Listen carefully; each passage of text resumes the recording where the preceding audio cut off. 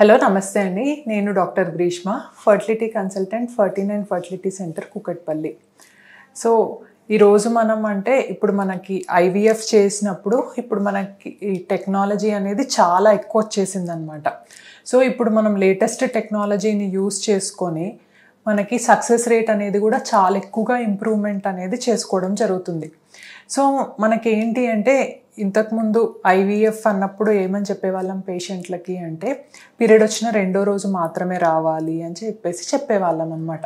కాకపోతే ఇప్పుడు ఏంటి అంటే మనకి టెక్నాలజీ అనేది పెరిగి సో ముఖ్యంగా ఏంటి అంటే పేషెంట్స్కి టైం వేస్ట్ అనేది అవ్వకూడదు అని చెప్పేసి మనం ఏంటి అంటే ఇప్పుడు ర్యాండమ్ స్టార్ట్ ప్రోటోకాల్ అనమాట. అంటే మనకి ఏంటి అంటే ఇప్పుడు మనకి ఫాలికల్స్ అనేవి ఉన్నా మనకి అది ఎప్పుడు కూడా మనం స్టిమ్యులేషన్ అనేది స్టార్ట్ చేసుకోవచ్చు అనమాట. మనకి ఏంటి అంటే నార్మల్గా 28 డేస్ సైకిల్ ఉన్నప్పుడు ఫస్ట్ 14 డేస్ ఫాలిక్యులర్ ఫేజ్ అనమాట. సో నెక్స్ట్ 14 డేస్ వచ్చేసి ల్యూటియల్ ఫేజ్. సో మనం ఇంతకుముందు ఏం చేసేవాళ్ళం, ఫాలిక్యులర్ ఫేజ్లోనే మనం స్టిమ్యులేషన్ స్టార్ట్ చేసుకునే వాళ్ళం అనమాట పీరియడ్ వచ్చిన రెండో రోజు.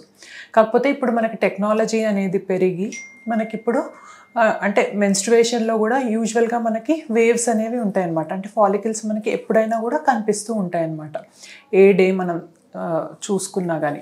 సో ల్యూటియల్ ఫేజ్ స్టిమ్యులేషన్ అనమాట.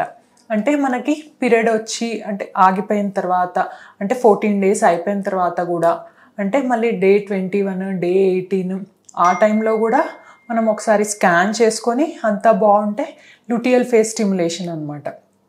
సో అట్లా స్టార్ట్ చేసుకున్నా కానీ మనకి పేషెంట్ టైం అనేది వేస్ట్ అవ్వకుండా ఇంకా మనకి ఎగ్ క్వాలిటీ అనేది అదేవిధంగా ఎంబ్రియో క్వాలిటీ అనేది కూడా చాలా మెరుగ్గా వస్తుందన్నమాట.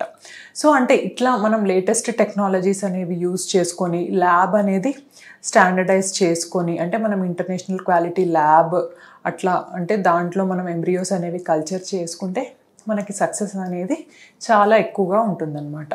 సో ఇప్పుడు ఒకటి ఏంటి అంటే మనం ఐవీఎఫ్ అనేది కేవలం డే 2 అనేదే కాకుండా సో ఏ డే కూడా మనం అంటే పీరియడ్ తోటి సంబంధం లేకుండా స్టార్ట్ చేసుకొని మనం సక్సెస్ అనేది పెంచుకోవచ్చు అనమాట, క్వాలిటీ అనేది కాంప్రమైజ్ కాకుండా. థ్యాంక్ యూ అండి.